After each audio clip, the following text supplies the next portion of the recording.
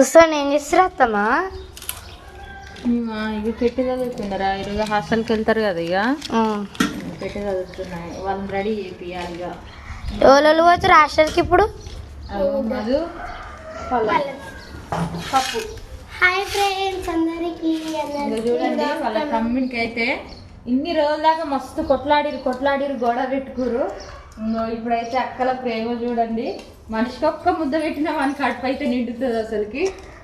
ఇక పిల్లలు ఆకలి పోతురంటే నాకైతే మస్తు బాధ అనిపిస్తుంది అసలుకి, కానీ తప్పదు కదా.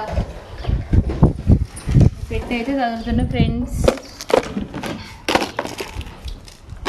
ఇంకో పోయినాక మళ్ళీ సరదాలు కానీ